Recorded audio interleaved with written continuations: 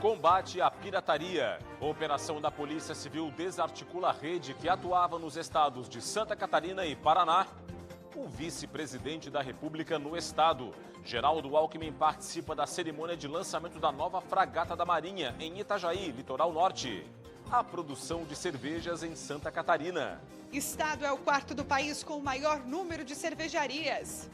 O alerta dos especialistas. Período de inverno que tem menor exposição ao sol pode levar à depressão sazonal.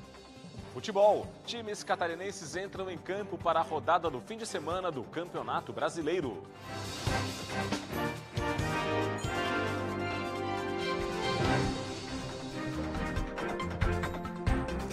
Olá, uma boa noite para você. A gente abre o Band Cidade de hoje com a prisão de um homem acusado de sequestrar e matar uma jovem em Araquari, no norte do estado. O homem era procurado pela Interpol em 190 países. Os detalhes direto do norte do estado com o repórter William Tenório.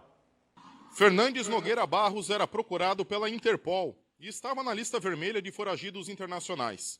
O criminoso foi preso em Foz do Iguaçu, no Paraná. Ele é suspeito de envolvimento direto no sequestro e assassinato de Camila Florindo Dávila, de 22 anos de idade, crime que chocou Santa Catarina em 2024. Camila foi sequestrada em casa, em Araquari, e seu corpo foi localizado enterrado em uma área de mata em Ibaiti, também no Paraná. Segundo a polícia, o verdadeiro alvo dos criminosos era o então companheiro de Camila, mas ele conseguiu fugir e ela acabou sendo levada. O ex-companheiro de Camila foi preso no início deste ano em Palhoça, na Grande Florianópolis. Durante a ação que resultou na prisão de Fernandes, também foram presos outros 2 homens e uma mulher. Com o grupo, a polícia apreendeu um fuzil, munições e grande quantidade de maconha. Com a prisão de Fernandes, sobe para 6 o número de presos ligados ao assassinato de Camila. A Polícia Civil segue investigando o caso e não descarta novas prisões, principalmente na região de fronteira com o Paraguai. William Tenório, de Joinville, para o Band Cidade. Uma operação da Polícia Civil desmontou uma rede de pirataria que atuava em 16 cidades catarinenses e também no Paraná. A Operação Top Off cumpriu 36 mandados de busca e apreensão em 26 lojas, um centro de distribuição, na sede administrativa e nas casas dos responsáveis. De acordo com as investigações, um grupo de empresas vendia produtos falsificados de uma marca conhecida nos estados de Santa Catarina e Paraná. Os policiais recolheram 15 mil itens, entre fones de ouvido, capas de celular e cabos, avaliados em R$750 mil. Documentos e equipamentos eletrônicos também foram apreendidos. A Justiça determinou o bloqueio de imóveis, veículos, embarcações e contas bancárias, num total de R$10 milhões. Os suspeitos vão responder por crimes contra a propriedade material, contra as relações de consumo e contra a ordem tributária. A Polícia Civil prendeu em Navegantes, litoral norte do estado, um empresário acusado de sequestrar o próprio sócio e de obrigá-lo a transferir a metade dos negócios. O crime ocorreu há cerca de um mês na cidade carioca de Macaé. O empresário foi preso na praia de Gravatá, segundo a polícia. O preso e um outro homem sequestraram o sócio, que foi coagido a assinar documentos, entre eles a transferência de metade da empresa para a mãe de um dos sócios. Além da prisão em Navegantes, outro sócio foi preso em Macaé, no estado fluminense. E a Polícia Rodoviária Federal prendeu um motorista bêbado na Serra Catarinense e fez 2 apreensões de drogas. São 3 ocorrências distintas que você acompanha agora. Na noite desta quinta-feira, os policiais prenderam um homem por dirigir embriagado. A prisão ocorreu na BR-116, em Correia Pinto, Serra Catarinense. A polícia foi acionada porque outros motoristas perceberam que uma caminhonete manobrava em zigue-zague e invadia a pista contrária. O motorista fez o teste do bafômetro, que apontou 3 vezes mais álcool do que o limite para a prisão. Ele foi autuado em flagrante, teve a CNH suspensa e foi levado para a delegacia.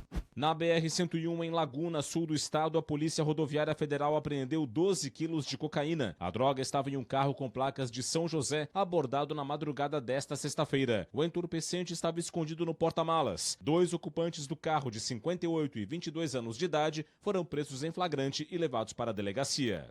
Também na madrugada desta sexta-feira, a Polícia Rodoviária Federal apreendeu 11 quilos de maconha na BR-101 em Penha, litoral norte. A droga estava em um carro que tentou escapar de uma fiscalização. O motorista fugiu em direção à Barra Velha. Houve perseguição por 24 quilômetros, até Penha, onde o motorista entrou em uma estrada de terra, perdeu o controle do carro e bateu em uma cerca. Ele foi preso e vai responder por tráfico de drogas.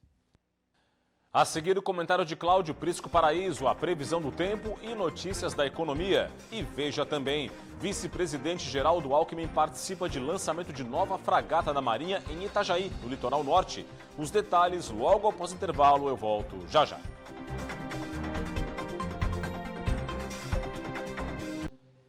Estamos de volta com o Band Cidade. O vice-presidente da República, Geraldo Alckmin, e o ministro da Defesa, José Roberto Múcio, estiveram hoje em Itajaí, no litoral norte. O vice-presidente participou do lançamento e da cerimônia de batismo da segunda fragata da classe Tamandaré da Marinha. A fragata Jerônimo de Albuquerque tem 107 metros de comprimento e é a segunda de 4 que vão ser construídas em Santa Catarina até 2029, em um projeto de defesa com investimentos de 11 bilhões de reais. A fragata Jerônimo de Albuquerque será sempre mais do que uma plataforma armada. Simboliza a capacidade do povo brasileiro de unir tradição marítima, engenho tecnológico e sentido cívico de uma nação. Ao capitão de fragata Lanceta e à sua tripulação, confia-se a guarda desse legado, certos de que liderança, rigor profissional e disciplina continuarão a nortear os novos horizontes que se avizinham. A previsão é de que este novo navio seja entregue à Marinha em janeiro de 2027, após os trabalhos de finalização, construções internas e colocação de armamentos. O ministro da Defesa, José Múcio Monteiro, também participou da cerimônia. Hora do comentário de Cláudio Prisco Paraíso no Band Cidade. Olá, Prisco, uma boa noite para você. Boa noite, Rodrigo. Nessa semana, o prefeito de Chapecó, João Rodrigues, andou declarando que só concorre na majoritária, mas falou no Senado e na condição de candidato a vice-governador. Ou seja, já modificou um pouco, porque até pouco tempo atrás era apenas candidatura ao governo. Mas, inclusive, chegou a admitir a possibilidade de continuar à frente da prefeitura da capital do Oeste, Chapecó, porque na proporcional, para deputado federal, ele não encararia. Só que está marcado para o próximo dia 11 de setembro o terceiro encontro regional do PSD e vai ser em Balneário Camboriú. E Ratinho Júnior, governador do Paraná, já confirmou presença. Esse aqui foi antes ainda da deflagração desses encontros, foi no aniversário de João Rodrigues, em março, em Chapecó. Aqui Jorge Bornhausen, Clécio Salvaro, Júlio Garcia, onde houve já um pré-lançamento. Próximo telão.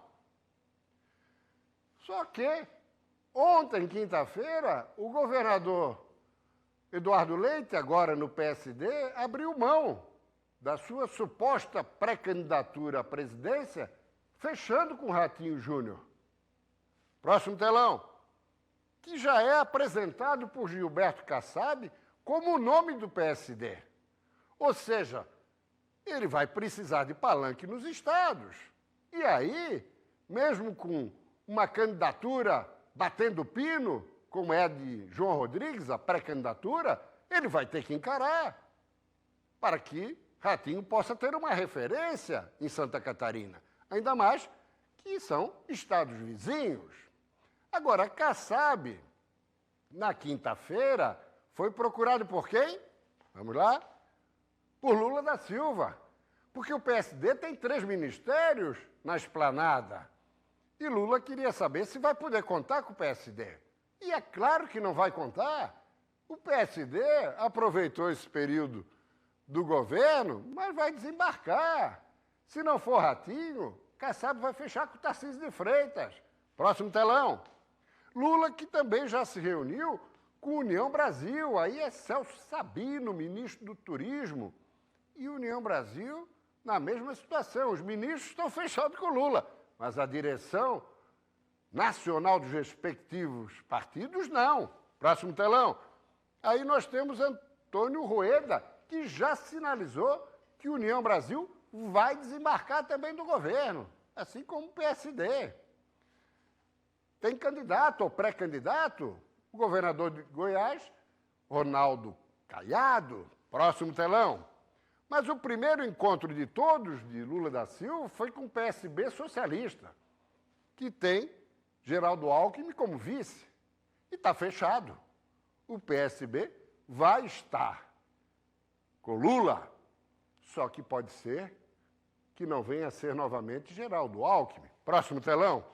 Especula-se Simone Tebet, que concorreu à presidência em 22, ficou em terceiro lugar pelo MDB. Ela poderia ser pelo PSB, filiando-se ao partido, ou mesmo pelo MDB, na expectativa de que o MDB, que também tem 3 ministérios no governo, feche com Lula. Só que aí cria um problema para os MDBistas catarinenses. Vamos lá. Aqui, a bancada estadual em torno de Jorginho Melo. A expectativa é que o partido indicasse o seu vice na reeleição de 26. Mas se Simone Tebet estiver na chapa de Lula, Jorginho é PL, é Bolsonaro. Como é que fica a situação do MDB? É assunto também para a próxima semana. É com você, Rodrigo. Obrigado, Prisco. A gente tem falado muito aqui no Band Cidade sobre as medidas para facilitar a abertura de empresas em Santa Catarina. Uma inovação que entrou em vigor neste mês de agosto foi a possibilidade de abrir uma empresa no estado via WhatsApp, veja. A inovação permite que o empreendedor tenha à disposição via WhatsApp uma série de serviços, entre eles consulta e início de processos e até emissão de certidões. O sistema vai interagir com o empreendedor de forma automática, com perguntas e coleta de respostas. No final, o documento vai ser emitido. Nesta primeira fase, apenas CNPJs de micro e pequeno porte vão poder usar a ferramenta. Nos próximos meses, a junta comercial vai incluir outros serviços. A produção da indústria catarinense registrou queda em junho, de acordo com o indicador divulgado hoje pelo IBGE. Olho aqui no nosso telão para as informações. Em junho, frente a maio, série com ajuste sazonal, Santa Catarina teve uma queda de 0,8% na produção da indústria. Foi um dos 7 estados com recuo. Na comparação com junho do ano passado, aí o viés foi de alta, 2,3% segundo o IBGE. No acumulado do primeiro semestre do ano, a indústria cresceu 4,4%, foi o terceiro melhor resultado do país, atrás do Pará e do Paraná. E nos últimos 12 meses até junho, alta de 6,2%, a segunda melhor do país. No primeiro semestre do ano, os setores que mais cresceram segundo o IBGE foram os que estão aqui, alimentos 1,09%, máquinas e equipamentos, alta de 0,69%, produtos de metal, 0,62% e minerais não metálicos, 0,39%. Já a inadimplência em Santa Catarina, essa atingiu o maior nível em 2 anos. A constatação é da FEComércio por meio da pesquisa de endividamento e inadimplência do consumidor. Em julho, 28,6% das famílias catarinenses tinham contas em atraso. O indicador aumentou 2,6 pontos percentuais em relação ao mês anterior. Com isso, a taxa chegou ao maior nível em 2 anos. O percentual de famílias que registraram não ter condições de pagar as dívidas ficou em 8%, o maior registrado neste ano de 2025. De acordo com a FEComércio, a economia catarinense começa a sentir de forma mais intensa os efeitos do ciclo de alta dos juros, que estão no maior nível em quase 20 anos. Apesar da alta, a inadimplência catarinense ficou abaixo da média nacional, que ficou em 30,2%. Band Cidade, veja como evitar a depressão sazonal que pode afetar algumas pessoas nos meses mais frios e com menos luz solar. E veja também as informações do esporte com todos os detalhes da rodada do fim de semana do Campeonato Brasileiro, séries B e C. Os detalhes após o intervalo. Já voltamos.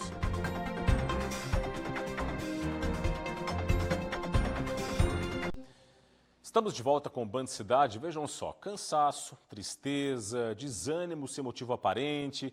Para uns é uma oscilação natural de humor, Mas para outros, essa condição pode evoluir para o que os especialistas chamam de depressão sazonal. O repórter Gabriel Felipe mostra agora o que é esse tipo de depressão e, principalmente, como fugir dela. Olha só. Frio, chuva e menos exposição ao sol.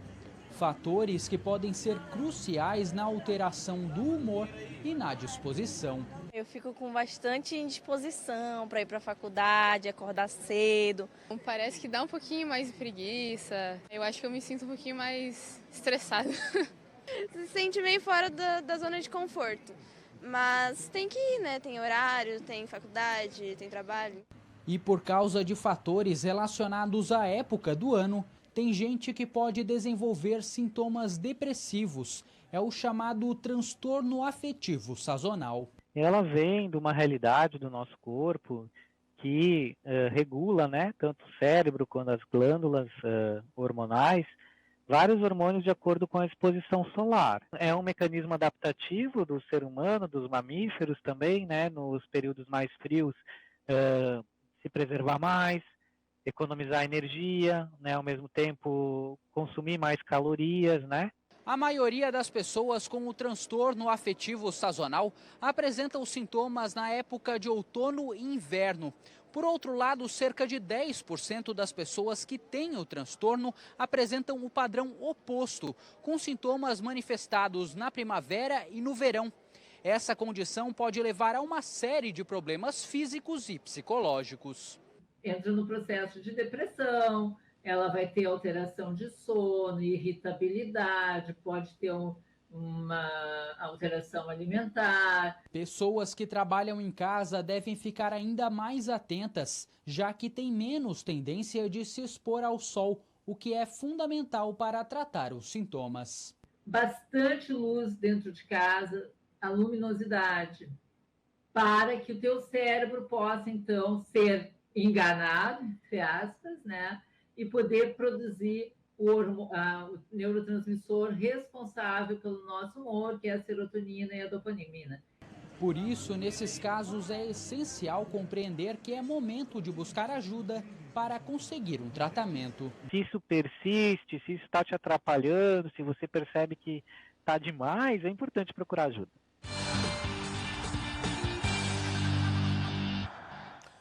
Série B do Campeonato Brasileiro começa hoje a 21ª rodada da competição. A Chapecoense joga logo mais contra o vice-líder Coritiba, na capital paranaense. O técnico Gilmar Dalpozo vai ter apenas um desfalque para encarar o time paranaense. O zagueiro Victor Caetano, com lesão muscular e suspensão pelo 3º cartão amarelo, está fora da partida. No mais, Dalpozo deve manter a formação que derrotou o CRB na rodada anterior. A Chapecoense é a 4ª colocada da Série B com 33 pontos e precisa da vitória para se manter no grupo dos 4 melhores. Coritiba e Chapecoense se enfrentam hoje às 9h35 da noite no estádio Couto Pereira, em Curitiba. Neste domingo, o Avaí recebe o Cuiabá em Florianópolis. O time precisa driblar os problemas fora de campo para se manter próximo do G4. Para o duelo direto na luta pelo acesso, o técnico Jair Ventura vai ter desfalques no ataque. Lesionado, Igor é desfalque certo. Gaspar, Tylon e Higley, também com lesões, são dúvidas. O também atacante Emerson Ramon e o lateral Railan, emprestados pelo Cuiabá, ficam de fora da partida devido a questões contratuais. Se dentro de campo o time tem desfalques para o jogo, fora das 4 linhas, o elenco de jogadores decidiu protestar pelo atraso no pagamento de salários. Os atletas não se concentraram para a partida e só vão se apresentar horas antes de o jogo começar. O clube deve 1 mês de salário e 2 meses de direitos de imagem aos jogadores. No mês passado, o presidente Júlio Herth havia prometido pagar as pendências em 31 de julho, o que não ocorreu. O Avaí ocupa a 4ª posição com 29 pontos, a 4 da Chapecoense, 4ª colocada. Avaí e Cuiabá se enfrentam neste domingo, às 4 da tarde, no estádio da Ressacada. Agora, a Série C do Campeonato Brasileiro. Neste fim de semana tem a 16ª rodada da primeira fase. O Brusque tem um compromisso neste domingo diante do Anápolis, fora de casa. Para o duelo contra o time goiano, o técnico Bernardo Franco tem 4 jogadores suspensos pelo 3º cartão amarelo. O lateral direito, Matheus Pivô, o zagueiro Roberto e os meias Biel e Alex Paulino. Caio Gomes e o De Clinton, lesionados, também são desfalques. O zagueiro Thiago Freitas sentiu dores na partida contra o Itabaiana, mas treinou normalmente e deve jogar. O time catarinense ocupa a 6ª posição da Série C com 22 pontos e precisa vencer para se manter no grupo dos 8 melhores. Anápolis e Brusque se enfrentam neste domingo, às 4h30 da tarde, no estádio Jonas Duarte, em Anápolis, Goiás. E os gols, os melhores momentos, os lances, as entrevistas, tudo você acompanha na segunda-feira, 12h30, com o meu amigo João Paulo Cardoso, no Jogo Aberto SC. Não perca. A indústria Vamos lá, agora imagens ao vivo de Balneário Camboriú, no litoral norte do estado. Neste momento você encontra imagens da roda gigante, né? E com 20 graus de temperatura neste momento no litoral norte de Santa Catarina. Bela imagem para começarmos bem a noite aqui no Band Cidade. E a indústria cervejeira brasileira bateu recorde de exportações e cresceu na produção de rótulos sem álcool, inclusive. Segundo o Ministério da Agricultura, também aumentou o número de cervejarias no país. Santa Catarina, inclusive, é destaque em números, em criatividade e, o que é mais importante, no sabor. Água, malte, lúpulo, levedura. Estes foram os ingredientes escolhidos para criar a bebida perfeita. Mas, propositalmente, a mestre Fátima acrescentou um ingrediente extra na mistura: paixão por cerveja. Há 4 anos, com a fábrica aqui em Florianópolis, ela já criou 10 estilos de cerveja, 2 deles premiados. 100% sustentável, a produção combina tecnologia, criatividade e ingredientes locais. Então, por exemplo, a gente está trabalhando com malte nacional. A gente está começando a trabalhar com uma coisa que antes a gente nem imaginava para a gente no meio, era o lúpulo nacional. Isso já nos ajuda no processo da sustentabilidade da empresa. A gente usa muita coisa local mesmo, por exemplo, pimenta rosa de aroeira, que a gente colhe aqui no Santinho. Maracujá, que a gente tenta sempre usar o que a gente planta aqui no nosso terreno. O Brasil é o 3º maior produtor de cerveja do mundo. Fica atrás apenas da China e dos Estados Unidos. Só no ano passado, a indústria cervejeira brasileira produziu mais de 15 bilhões de litros da bebida. São quase 2.000 cervejarias espalhadas por 790 municípios. O Brasil também tem exportado cada vez mais. Em 2024, foram cerca de 332 milhões de litros enviados para outros países. Um aumento de mais de 43% em relação ao ano anterior. Os dados são do Anuário da Cerveja, divulgado nesta semana. Santa Catarina se destaca neste cenário. É o 4º estado do país com mais cervejarias. São quase 250 fabricantes, a maioria formada por micro e pequenas empresas. E o setor continua crescendo. Só no último ano, o número de estabelecimentos aumentou 11% por aqui. Referência na produção do país, a capital catarinense, que ocupa a 18ª posição entre as cidades com mais cervejarias registradas, recebe nesta semana o Brasil Cup, evento que reúne amostras e jurados de mais de 16 países em uma semana intensa de avaliações, network e reconhecimento. E é isso, ficamos por aqui com o Band Cidade. Reveja o nosso conteúdo no portal TVBV Online, QR Code na tela. Vem aí o Jornal da Band, um forte abraço, muito obrigado pela audiência ao longo de toda a semana. Boa noite, bom fim de semana e até segunda. Tchau, tchau.